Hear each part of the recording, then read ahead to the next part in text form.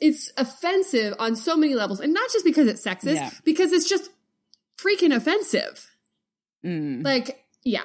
So that's one example. Like, why does it have to be a sexy border patrol? Why dress up as a border patrol agent anyway? Like, if you want to, like, if that's your goal, like, you want to be a cop when you grow up, like, that's fine.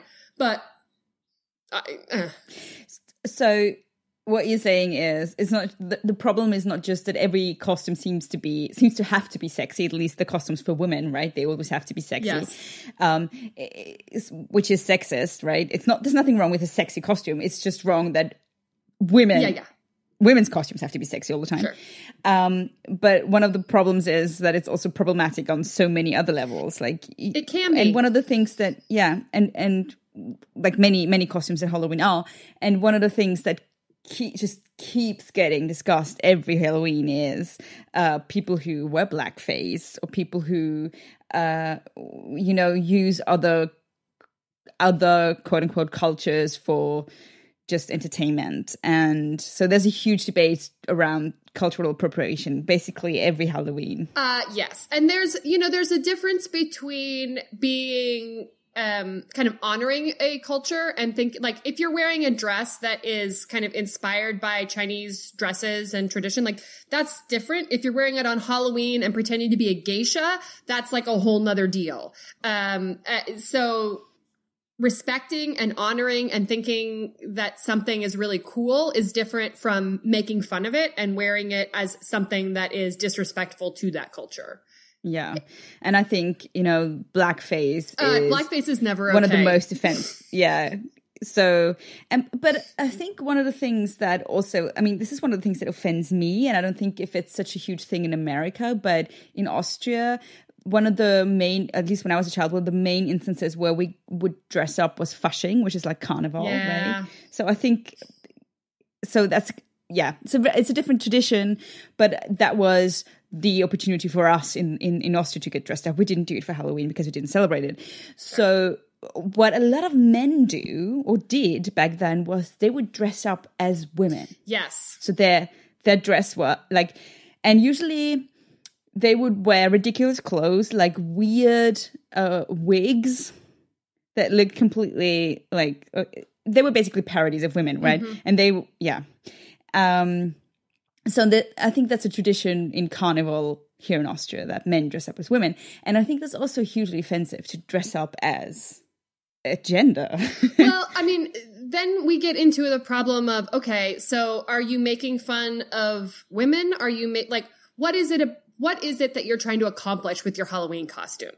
Are you trying to, if you are you trying to like make fun of trans people who are you trying to, it's just, there's a lot more to think about. And I think in today's culture, like 20 years ago, 30 years ago, you didn't have as much to think about. You probably should have thought about it. Yeah. In this present moment, we have so many more people in the public sphere, and we're aware that these things are offensive to them. Like in the past, we may not have even been aware of it. We may not have even thought about it. Didn't mean that what we were doing wasn't offensive, but it wasn't something that we were aware of. But now that you're aware of it, why would you go the extra mile to offend someone? And be an asshole. Yeah. Yeah. And just as a side note, there is an Austrian movie, I think it's called Slumming. And the main actress or the main character in the film, it's Fasching, so it's carnival, and she dresses up as a man who dresses up as a woman. Oh, Jesus. And I find that so hilarious, because what she does is she wears the same ridiculous wigs and dresses that those men would wear when they dress up as women, and I found that to be really, really funny and hilarious. So yeah. It's a good way of turning it around. Well, and it's a different thing from drag, right? I mean, drag, there's a certain amount of celebration. And again, it goes back to, are you doing this to mock a particular group of people, or are you doing it to celebrate them? And I think Halloween ends up being a lot about like having fun and like being silly, and cultures are not necessarily something silly, and a lot of people feel really offended and it really disrespected when you see their culture as something silly. especially if people are doing it from the perspective of like a white majority who've been oppressors for such a long time in so many places. Yes. And when you then go and, for example, as a white person, dress up as a Native American, maybe not. Yeah, exactly. And I mean, like, again, that's not to say that like this isn't something that like we have done with kids in the past or adults in the past, but like we're more aware of it now, and we're better than that. We're better than that as a culture. And so we need to move forward. Yeah.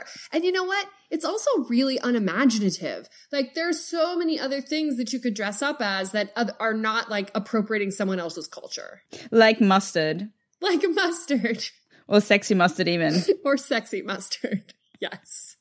It's an option. I dressed up as a sexy, crazy cat lady one year. I mean, I had a cat, but, you know.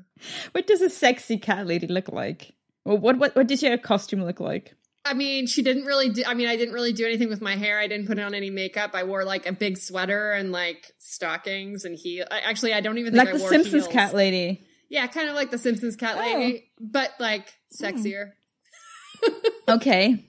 I wasn't really that sexy either. I mean, you know, whatever. You just called it sexy. Yeah, exactly. I just you basically just wore a jumper and like socks and called it sexy.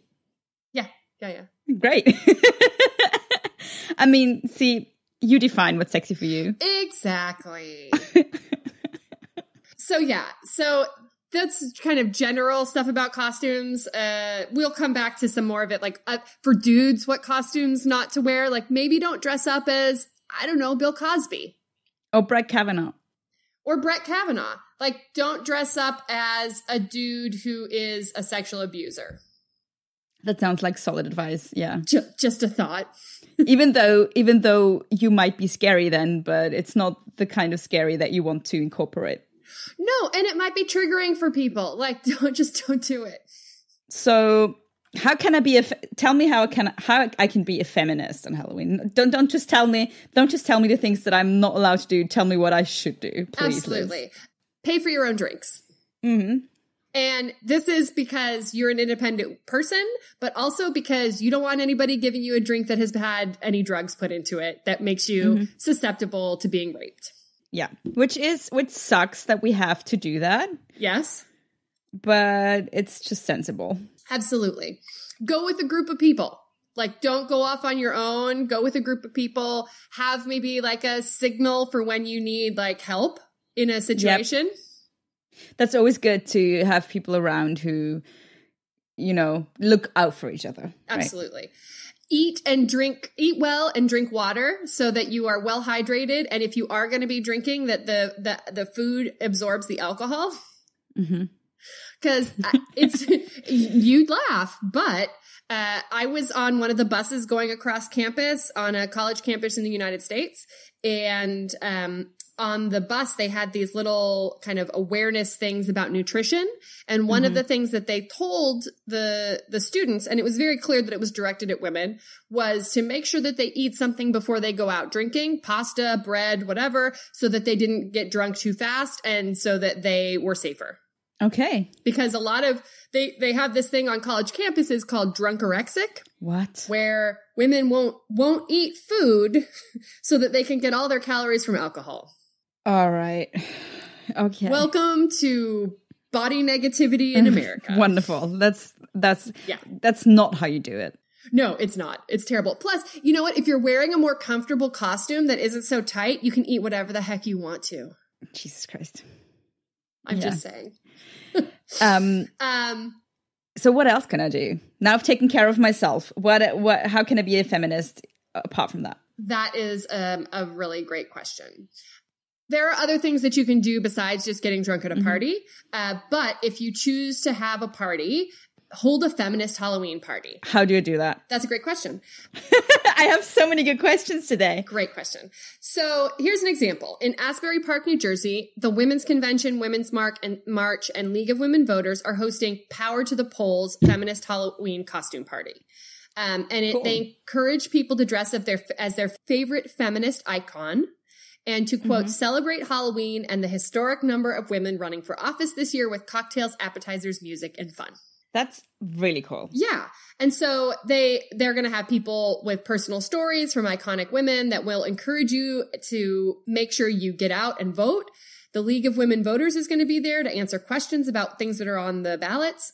And they'll find out how you can kind of volunteer on your local level. And if you accept donations at the party, which they're going to be doing at this party, you can donate them toward a feminist cause like End the Backlog or your local rape crisis center. Or since October is Domestic Violence Awareness Month or partner abuse, intimate partner abuse awareness month. Is that right? Yeah, I think usually it's called intimate partner abuse nowadays and not domestic violence. Yeah. But since October is dedicated to being aware of intimate partner violence or abuse, donate the money toward that. Yeah.